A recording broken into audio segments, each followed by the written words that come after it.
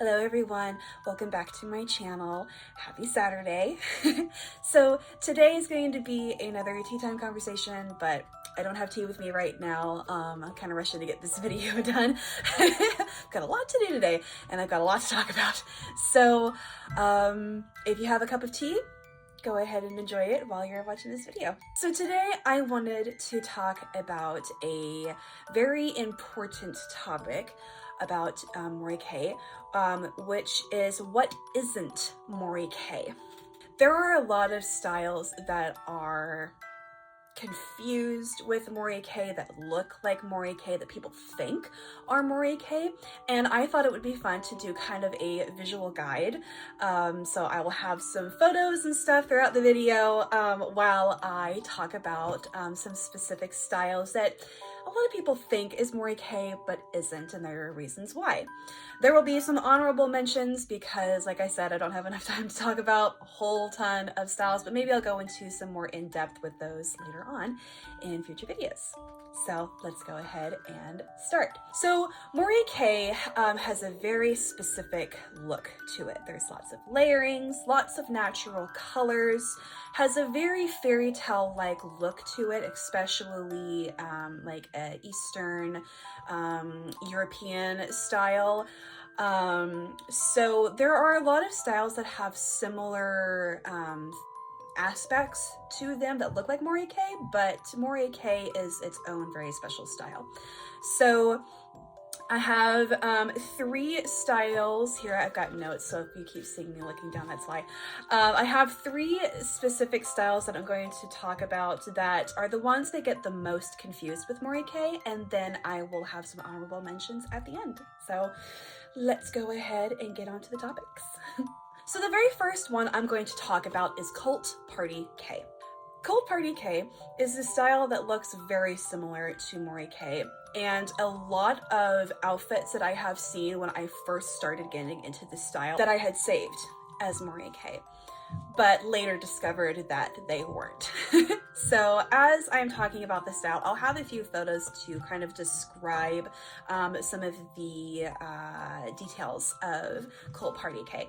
So the first thing is sheer fabrics, especially when it comes to vintage nightgowns, or the, I think it's pronounced peignoir, and I'll have a photo right here to show you what a peignoir is.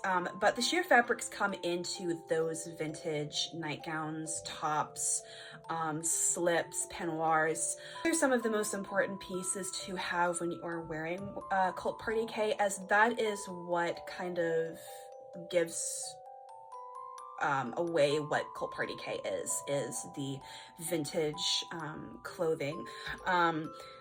Another thing that gives it away is the colors. Usually creams and whites and pastel colors, and you see that in Mori Kei as well, but it's all just one monochrome color in some styles, or it's a whole ton of different pastel colors.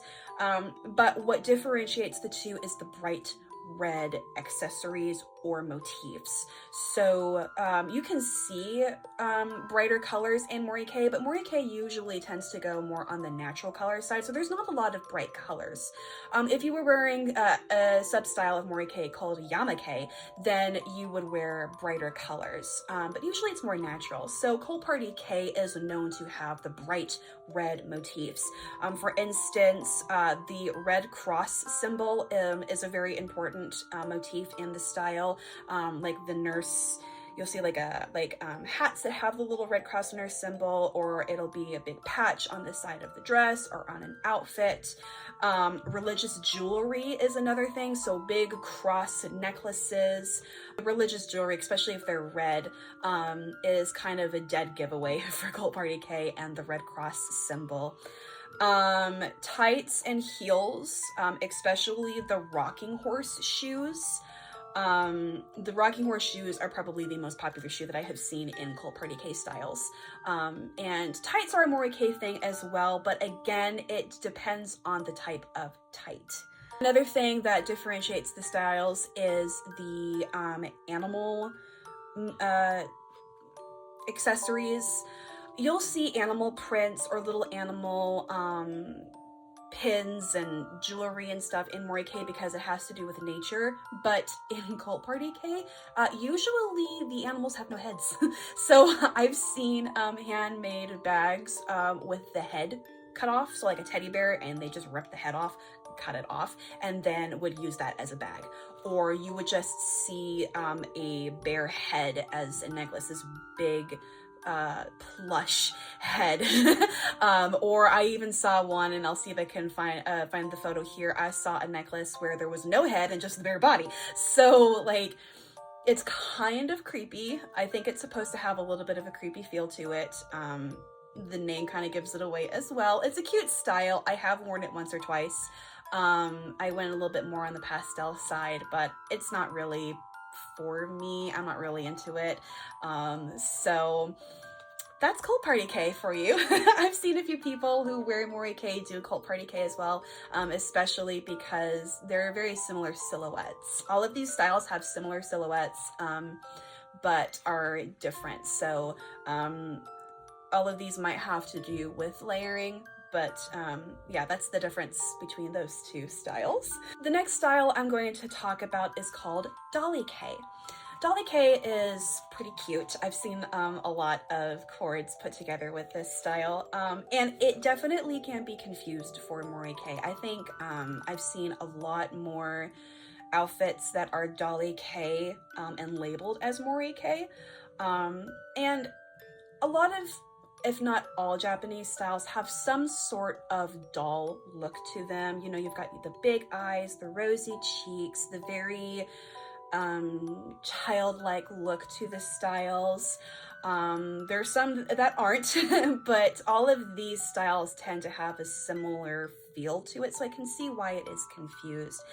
But what makes Dolly Kei different is that you're supposed to look like an antique doll, especially a fairy tale or European type of doll. There's a lot of Romani culture mixed into this style. So like you'll see peasant dresses that's very kind of Romani inspired.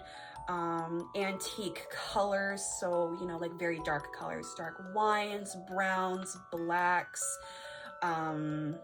There's also clashing patterns. That's one that is very recommended for Dolly Kei, is to have maybe like a, I'm going way out the whim here, I'm not very familiar with the style, but wearing like checkered dress and then maybe like a polka dotted apron or a polka dotted top with a striped skirt. Just very funky. It doesn't really go well together, but it works. Lace and embroidery and faux fur are very common trimmings and accessories to have with the style. Mori Kei has that as well. I've seen a lot of faux fur for Mori Kei, especially because Mori Kei is very animal friendly based, so not a lot of real fur is in this style. So again, there are elements to it. I tend to kind of have a little bit of a dolly feel to my Mori Kei outfits in some ways, but in other ways Mori Kei isn't that. So that's Dolly Kei for everyone. The last style that I'm going to be talking about, and this is one that gets the Mori Kei community pretty riled up, so I've seen. It doesn't get me riled up, but there are some who are very passionate about this style, is cottagecore. This is the dreaded word for the Mori Kei community that I have seen. Cottagecore is nothing like Mori Kei in terms of the style, in terms of the outlook on it. There are similarities to the lifestyle, and I'll talk about that here in a little bit, the lifestyles of these fashions. But cottagecore, it does have, I can see why people can get it confused, but as I'm showing photos up here, you can see that it looks nothing like Mori Kei at all. So what I'm going to start talking about first is what makes the styles different. And then I'm going to go into talking about the lifestyle of this and to have the difference between Mori Kei and cottagecore.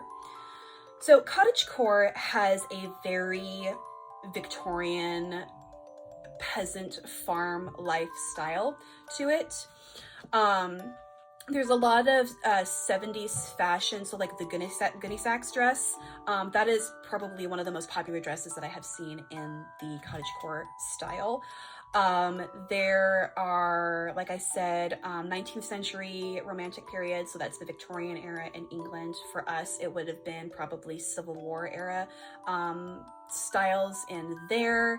Rococo, or also known as the 1700s or the 18th century styles, are very popular as well.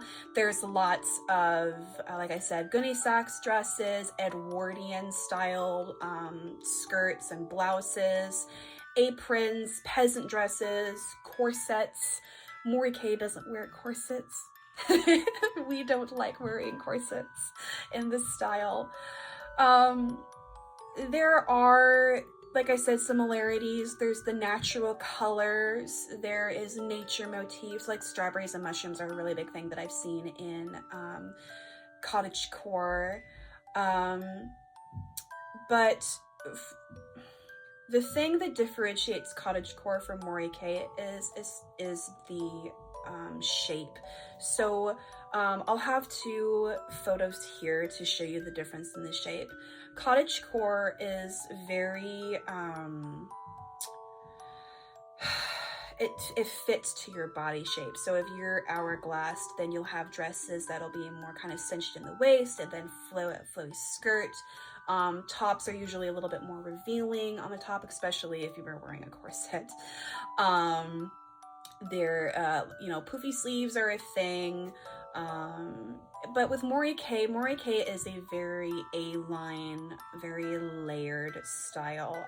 I like to say that I look like a frilly nature cupcake whenever I wear my Mori Kei style, or Mori Kei clothes. Revealing skin isn't a really big thing, so high necklines. You can wear, like, you know, tank tops and stuff like that, but skirts aren't short at all. No corsets. The styles just, I don't really understand how they can be confused, because they are nothing alike. So that's the difference between the two. But there are some dresses and styles of cottagecore that I've seen that can have Mori Kei elements to it, but when you really deep dive into the styles, they're not similar at all. Before I go into talking about the lifestyles of these Japanese fashions and fashions that are similar, I want to give a few honorable mentions of styles that are kind of confused with Mori Kei. One of them is natural Kei, shabby chic, and classic Lolita. Classic Lolita can also be one that is considered quote-unquote sacrilegious to the Mori Kei fashion, because Choco did not like the Lolita fashion at all. It's a beautiful style and I love it personally, but it is not loved by Choco, so it is not Mori Kei. So, like I said, I'll talk a tiny little bit about the lifestyles of these fashions, and that'll kind of help give a difference between them as well when you were doing your research for Mori Kei. I'm specifically going to talk about the lifestyle between cottagecore and Mori Kei, and why cottagecore is confused with Mori Kei a lot because of the lifestyle and not just the fashion, and what makes them different. I have a video titled Choco's Official Mori Girl Checklist, and there is a small portion that talks about the lifestyle of a Mori girl. So if you want to have a more in-depth of that, I would highly recommend going and finding that video. I don't know how to link it, so I'll just put the name in the description box for you to go check out on my channel. But anyways, the lifestyle of a Mori girl, again, is like you're living in a forest. Mori means forest, and Kei means fashion, so it translates from Japanese to English as forest fashion. you want to look like you're living in a forest. So think of Snow White. She lives in a cute little cottage in the forest. She does, you know, homemaking type things. She goes foraging, but, you know, add a modern twist to it. So imagine Snow White living in a cottage in the forest, and then she goes into the city to visit tea shops, to visit furniture stores, to go window shopping. She likes to travel. She's got a camera with her to take all of her nature photos. She's very hands-on, so she makes all of her clothing accessories. Like, just imagine her lifestyle, but with a little bit of a modern twist. That's kind of the best way to describe Mori Kei. Mori Kei has a lot of European fairy tale feel to it. Imagine yourself as a little fairy living in a forest, coming into town to do your errands, and then going back to your hiding place. So like, that's this lifestyle of Mori Kei. I am a stay-at-home daughter, so a lot of my homemaking type of lifestyle fits perfectly into Mori Kei. A lot of my accessories I hand make. I love to bake. I love to cook. I love to go out and forage for mushrooms. I love nature photography. I love going into a coffee shop or a tea shop. Window shopping is one of my favorite things to do. It's a very simple but beautiful lifestyle. And cottagecore kind of has similar lifestyle, you know, simple living, living at home, homemaking, a farm life. That's kind of the difference between the two, is living more on a farm than living in a forest. Cottagecore became super popular about 2019 to 2020 on TikTok, and it is mainly popular in the LGBTQ groups.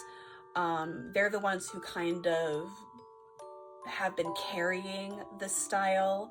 And like I said, there's a lot of political stuff to it, and I don't want to talk about politics. That's not what this channel is about. But when you do your studying, you're going to see a lot of political influences and theories and ideas and beliefs surrounding this style. So that is another thing that makes the style very different from Mori Kei.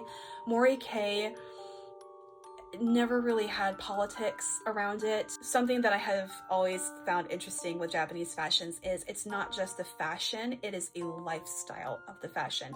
So when, and that happens with all different types of fashions as well, not just Japanese fashion, but Mori Kei, what I have come to love about the style is the lifestyle behind it, that you are a homebody, that you are very quiet, that you kind of keep to yourself. It's handmade, it's out loving nature, it's seeing the beauty in the small things. And you do draw a lot of attention to yourself when you are wearing Mori Kei, especially if you go all out. But it's kind of fun because it's a style that is almost completely dead. And when someone asks you about it, it's like, oh, you know, this is what I'm wearing. And then they'll ask you, oh, are you wearing, you know, cottagecore? Or you are, you know, wearing like a vintage dress, or you're wearing an antique style. And then you could be like, no, actually it's this style. And then you get to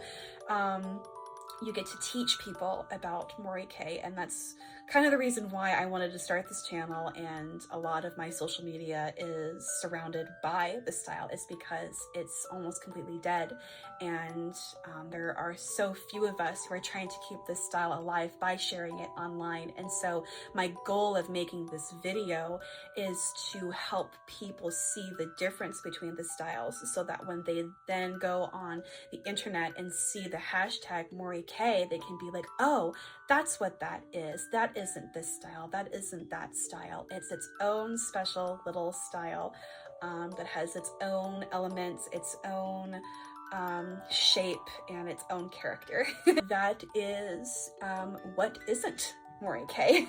So I hope everyone got some type of information from this video. I hope that you enjoyed it. I hope that it helps you learn more about, you know, my favorite style and my friends who wear Mori Kei, their favorite style.